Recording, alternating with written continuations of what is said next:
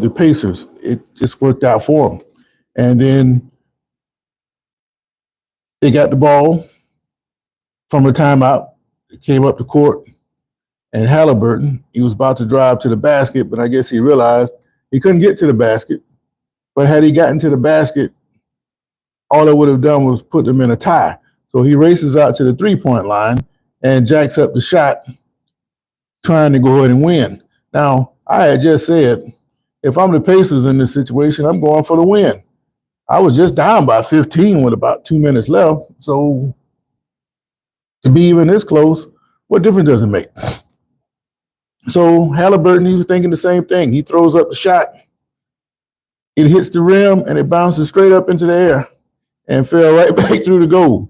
So he runs around, and he's starting to give the choke sign because with Reggie Miller, he's on the call for the game, and he's doing the choke sign to do what he did 30 years ago. Damn, it's been 30 years since that happened, almost. And just so happened for the Knicks, his foot was on the line. So it wasn't a three-point shot to win the game. It was a 2 to tie. So they go into overtime, and they end up pulling out a victory there. Now, I noticed Jalen Brunson, he was kind of beat up at the end of the game. They were doing him the same way they were doing Shai Gilgeous in that first Minnesota game. And every chance they got, they were putting, and in football terms, they were putting the hat on him. They was bumping him around, pushing him to the floor. Any kind of physical contact they could put on Brunson, they did that. And with the game being in overtime and all that bumping he's been going through, he just didn't have it. He had a look at a three-point shot, and he missed it.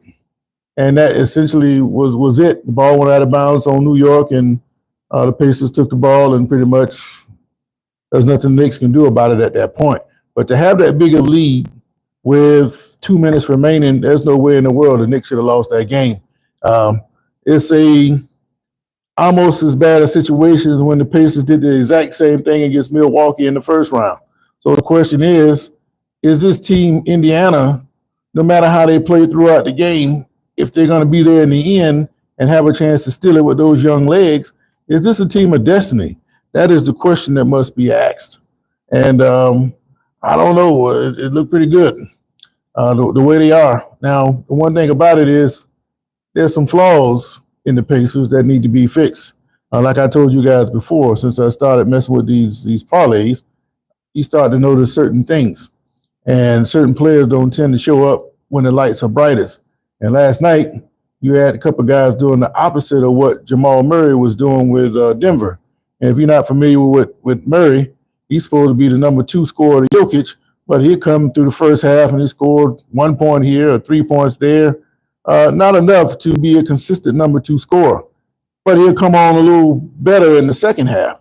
Well, last night you had 2 guys in the game, one for each team, who did the opposite of Murray. They had a great first half, and then they petered out in the second.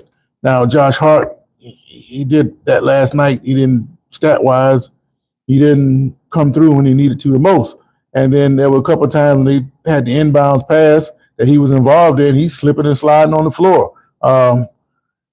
If you think Halliburton with that choke sign, you could probably apply that to Josh Hart.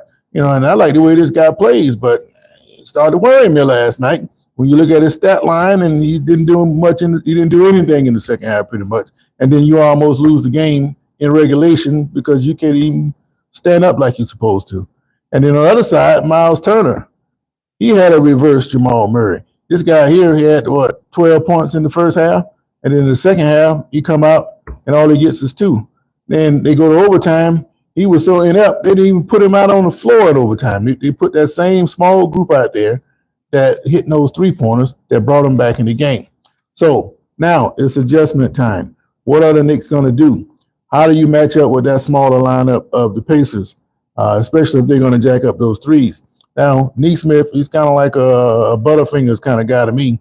If he's not hitting 3-pointers, he's falling down on the floor. He's fumbling the ball out of bounds. I mean, damn, how you make it to the pros the way you carry on sometimes? But then you see it, he get hot and turn it on just like any other player.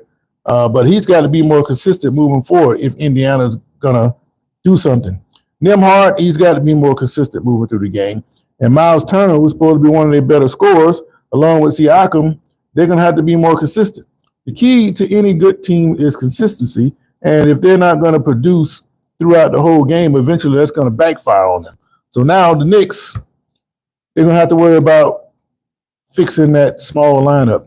And once they figure that out, I think the Knicks will be okay. But every time I say that, it just snowballs because, when the NBA players that mentality, oh, man, we down 2-0 or we down 3-1. This series is over with. And they don't even show up. So I don't think the Knicks are going to do that because Brunson is going to be hard to beat. But the Pacers right now, they sure look like they're going to find themselves into the championship round if they keep pulling these rabbits out of the hat. Now, game 2 tonight with Minnesota and OKC. Minnesota jumped out just like Indiana did last night, but they didn't pull away. Eventually, the home team found their legs and got a big lead. OKC, on the other hand, didn't fold like the Knicks did last night. So the adjustment has to take place with Minnesota. They're going to have to find a way to get more movement with the ball, and you can't depend on these guys hitting three-pointers. Randall, he's posted up around the three-point line. Edwards posted up around the three-point line. In today's game, these guys are all focused on trying to hit these three-point shots instead of pounding it down to the big fella and let the big fella go to work. Work inside out like Denver does. And if it's not there, then you get double teamed, you kick it out for a wide open three. Now, I saw some unselfishness last night with Indiana, but I think you got to see more of that with Minnesota tonight if they're going to even the series up. But like I said to you yesterday, if they come out and they keep trying to jack up these threes, they don't have the spacing they need on the floor, and they might get blown out tonight. And if they do, then I just don't see how Minnesota's going to avoid being swept. Unless the league calls down and say, look here, we need these TV ratings, so we know you're the better team. Let them win 1 or 2 games, and you'll be all right with us. I believe that happens. Nobody will ever admit that, but I believe they do. Now, despite the drama of the NBA playoffs, I told you guys before, basketball and all the other sports are just something to do until football comes back around. And if there's football news or something to talk about concerning football, then whatever happens in basketball have to take a back seat. Such is the case yesterday. Damn. Such is the case. Yeah, whatever. Just in case, man, I lost my train of thought. What I was saying was about anyway, the news out of the NFL yesterday was the vote on the TushPush. It looked like that the league was going to overturn that. Now, when you're going to get a proposal to have a rule change, it has to come from a team. And it was Green Bay who did the proposing that the TushPush should be allowed for safety reasons. It looked like they were going to have enough votes to overturn it, but yesterday they didn't get enough votes, and the TushPush will be back next year. But like I told you guys about that before, if you're smart enough to come up with something that nobody else can seem to stop, keep running it until the other team come up with something you can't stop. But there's an easy fix to that TushPush. There's no way that you can time it up and jump over the top and do something because you got that force pushing you from behind with that head start. They already got the advantage on you, so there's really nothing you could do about it. So the Commanders in the playoffs, they tried to jump over the top. That didn't work because if you do that too many times with a delay of game, what they're going to do is award the team the touchdown or the first down, whatever. What can you do? Well, like I said, there's an easy fix. Who's running the TushPush most of the time? It's Jalen Hurts, the quarterback. So if I can't stop you traditionally, I can't come up with a creative way to stop you. Now I got to do something that I don't want to do. And that's when Jalen Hurts is on the bottom of that pile. One of them big linemen is going to take one of them meat hooks and grab it right under his neck, just like Halliburton did that choke sign last night. And when he go back to the sideline with them neck bruises with finger marks on his neck, that coach say, what happened, man? Man, trying to kill me down there. That's going to be the end of the TushPush from the quarterback. Now, they might do like Baltimore did and bring in a tight end to do it, but it ain't going to be a quarterback no more. And just to give you an example of that, Patrick Mahomes tried to do that early on when TushPush came out, and he went back to the sideline limping. You hadn't seen Mahomes do that since. And I'm telling you, now that this TushPush is coming back, somebody's going to grab Hurts by his throat, and that's going to be the end of that. And I guarantee you that's the easy fix. And that if the rules don't do it and nobody else can help you, you got to get creative. And I hate to see somebody go to those extremes, but it's going to come to that if they hope to have any kind of prayer of stopping the TushPush. Now, the other thing that went down with the league meetings yesterday, I told you have to propose a rule change. Well, it was the Detroit Lions who proposed that the playoff seedings be redone. Just to recap, last year, Minnesota and Detroit in the same division had 14-2 records. Detroit beat Minnesota to win the division, which guaranteed them the home game.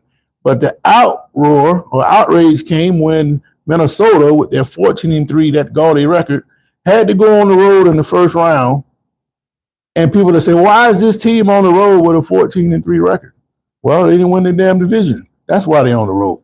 And then they're saying that it shouldn't be this way. And when you have a team like Tampa, a lot of times you have teams that go 9-8. There's been once or twice when you have a team with an 8-9 record that won the division, and people don't think they should still have the home field advantage because you won the division. Well, it's always been that way. Division champions should have a home playoff game, and the league agreed. We were about to agree because they didn't have enough votes to get the rule over changed, so Detroit just dropped the proposal altogether. So having said that, the playoff seeding is going to remain like they were. But just the further evidence to back up my point on the situation is this. You crying about getting reseeded, but what happened with Minnesota when they went on the road? If you're superior because of your record, then you should have had no problem beating the Rams on the road. Did they do that? Nope. And it wasn't even close. Detroit, 15-2, won the division, number one seed overall. What did they do in the first round? Washington went into their backyard and knocked them off. So what difference does it make about your regular season? All that do is set up where you go, your path in the playoffs. And both Minnesota and Detroit lost in the first round. So all this crying and outrage about where they went in the playoffs, that never meant anything to me. And the fact that they got this far is ridiculous. But they're going to try it again. And eventually they're going to get that overturned. And it's just going to make the regular season that much irrelevant. And that's what they want. So be it. All right. So let's see what's going on out here. Got a couple idiot people on here. Did it for Romans? Didn't they do that? Self-control. Yeah. M.A. Town say the Pacers are hot. Well, they were on a heater, but the thing is, you can't keep hoping to win a game in those fashions all the time. You know, Cinderella is a great story, but eventually you're going to get to a point where all this heroic ain't not going to work for you. And normally you see that in sports like football where you upset somebody and then next thing you know, you beat Big Johnny down the street, but then you didn't know Johnny had twin cousins double size of him in the next round, and you get your head cracked. And that's probably what's going to happen to the Pacers eventually. But the way they got it going now, it looks like things going to work for them forever. So either they're going to keep upsetting their way to a championship or midnight is going to strike. All right, T-Wolf shot 30 times more threes than the OKC, 21-51. Well, but did they hit any shots is the question. I mean, you can shoot all you want, but, you know, you got to make enough to win. And I just don't think that they are consistent enough to get by OKC. And it's strange to me how all the analysts, they keep questioning the credibility of OKC. Are they this? Are they that? But yet they want to anoint Minnesota to be the better team. And Minnesota, they're not the better team. You know, they going by the fact that Minnesota did have this regular season edge, but what difference does that make? Because in the playoffs, it's a different animal. Chris Bristol, how you doing, man? I appreciate it, man. Keem Glass, go Giants. Well, Giants, I know you guys are rabid up there. You know, I picked up a guy the other day. I know I do ride share, and he's going to New York. He's from New York, and he's talking about he's a Cowboy fan. I said, man, how you get to be a Cowboy fan in the middle of the Giants? He said his dad and his brother, they go at each other and they picked opposite sides. So his dad picked the Cowboys just to irritate the rest of his family who are Giants. And that's how he became a Cowboys fan. But he said they're going to put something on the Giants this year. And you can get all the draft picks you want, but you still can't beat Dallas, is what the man told me. All right, Coach, not Sprewell hurts at the bottom of the pile. What? I didn't say anything about Sprewell. I was talking about the TushPush. Jalen Hurts. He runs that TushPush, and eventually one of those linemen going to grab him by the neck, is my point. All right. Hurts ain't winning no Super Bowl. You already got one, Glass. You better worry about your Giants. You need less preseason games. Well, they did cut down the preseason. They used to play 4, and now it's down to 3. But back in the 70s, they used to play 6. So what they did was they cut the 6 games down to 4 and added the 2 that they were playing for practice onto the regular season. That's how the regular season jumped from 14 to 16 games, beginning with the 78 season. All right. OKC in 5. I think OKC, if they blow out, if Minnesota don't show me nothing tonight, I'll stand around and hope to hit more 3-pointers, especially with a guy like Randall. They seem to adjust it to that. He hit like four or five threes in the first half. And he didn't hit one in the second half. And I think Minnesota, they upped their defense. And if they can close out on the 3, meaning that they're going to have to take it to the hole. I did see Edwards try to dunk on one dude one time. Now, the funny thing about this, I used to watch 80s basketball, and they had a different approach than what these guys are doing now. You know, Edwards, he's a big guy. He's coming in the hole. He's trying to jam with authority. Well, these guys just go jump straight up in the air, hoping to block the ball. You got to hit that guy like you trying to not tackle him, but put enough force on him. You're going to get called for the foul anyway. Go for the ball, but put a body on him and let that guy know you come in here with that, man, you're going to get a hard foul. And that's what they used to do in the 80s. They're not doing that now. It's just playing soft. And then, you know, Edwards, he'll dunk on you. And he's kind of like got the comfort of receivers now going across the middle, knowing that these guys, they can't hit you like they used to hit you. So you're going to go in there like you Billy Bad behind and make it look like you Superman because you're not really being challenged. But that was the opportunity the other night when he came in that hole. One of them big fellas need to foul him hard and let him know, man, you ain't coming in here with that. Better stay out there on that 3-point line. And I'm not seeing that from the league nowadays. All right. I meant no more. Okay. Let's see. Okay. OKC plays great D. They would make easy work of the Wolves, in my opinion. Well, that second half, they sure made easy work of them. And I think Minnesota, their problem is kind of like what Indiana did last night. They came out, hit like their first 8 shots, and they weren't playing defense. Pretty much all night, they were trading baskets with the Knicks, and that's why the Knicks were able to get their footing and reach out to that big lead. And it was without Brunson, by the way. Brunson was in foul trouble, and they extended the lead when he wasn't on the floor. So go figure that one out. But Minnesota, they jumped out, and it looked like they were hitting on all cylinders while OKC was just slugging through the process. But once they got their legs, they did the opposite of what the Knicks didn't do. They finished. So if they come out with that same approach and attack, then they should be able to get a 2-0 lead. Now, the Knicks, they're going to have to adjust to that small lineup of the Pacers. And if they can do that, it's different from what Minnesota is facing because the Knicks have the size down low to make them pay for it. What they can do is turn the ball over. But they're going to have more consistency from guys like Josh Hart, take all the pressure off Brunson. All right. Double up on Edwards. No, let him shoot 3-pointers. Minnesota is dangerous to me when they're able to run and hit 3-pointers in transition. That's when they become dangerous. But the thing about that is that opens OKC up to run too. I think you want to hold the pace down and keep Gilgeous from penetrating the lane. If you can do that, then you got a great chance to beat OKC. But I just don't see how Minnesota is going to be able to run and expect to beat OKC. Um, yeah, refs did let them play, but that's my point. You know, if a guy come in the lane, you got to let them know about it. But as much as they let them play, they do let a lot of they miss fouls, and then they'll call something ticky-tack.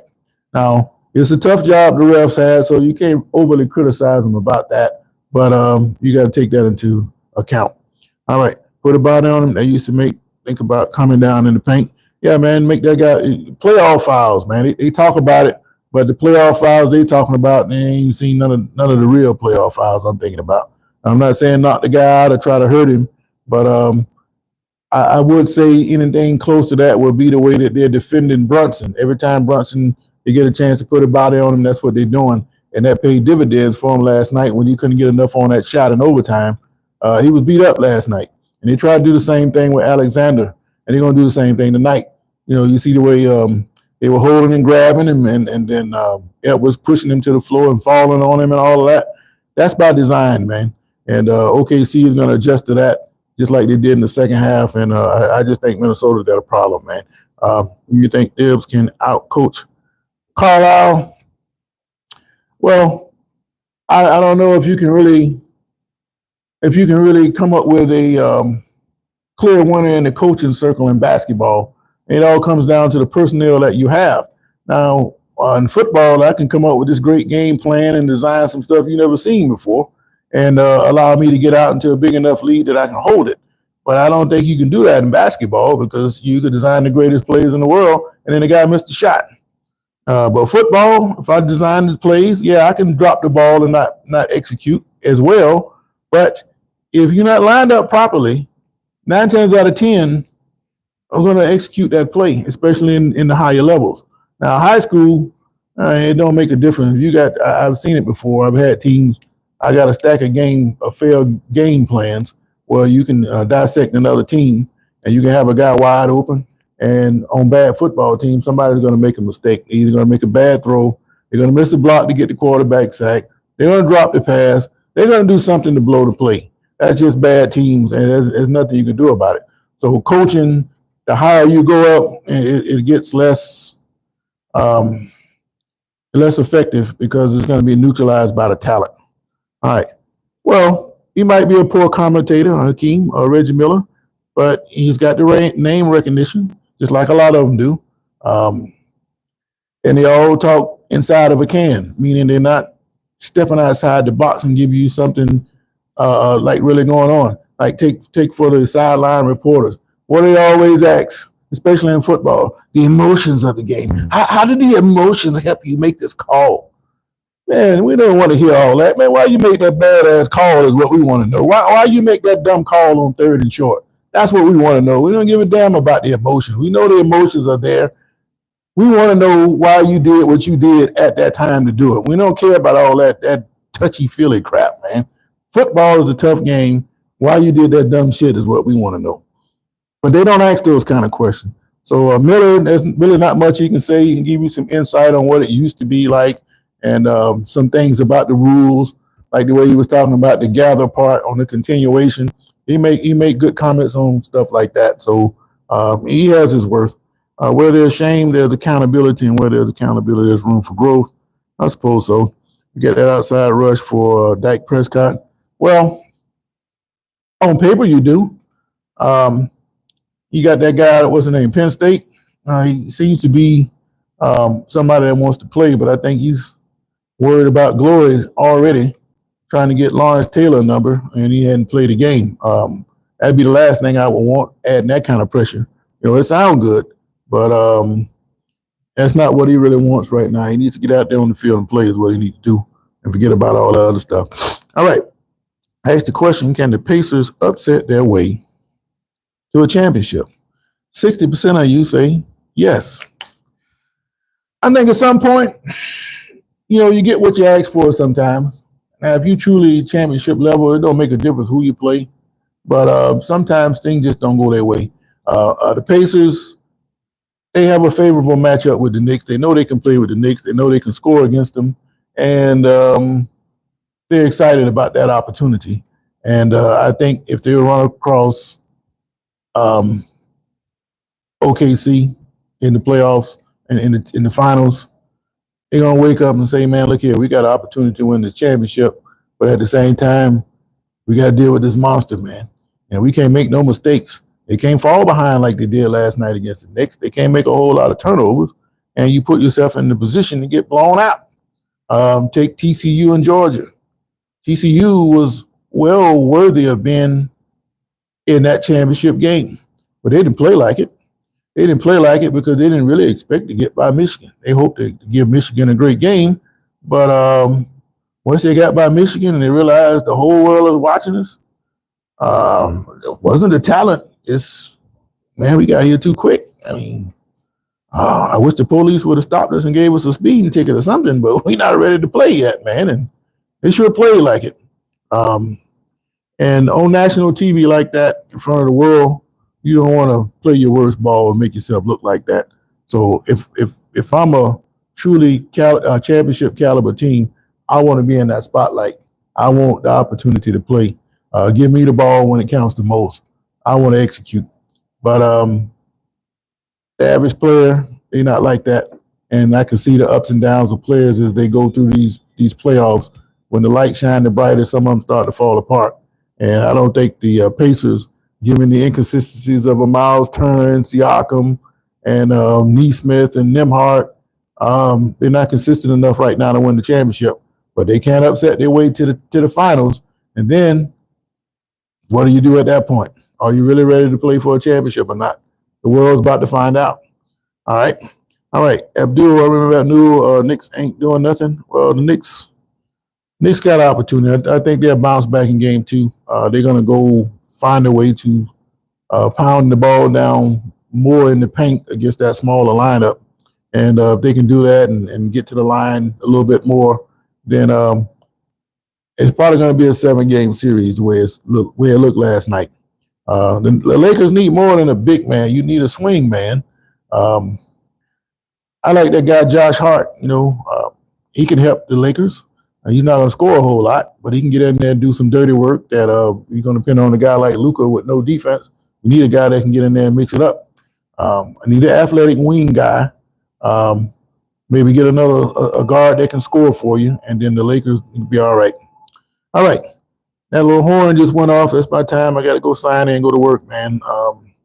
But before I get out of here, can the Pacers upset their way to a championship? 55% of you are saying that they can.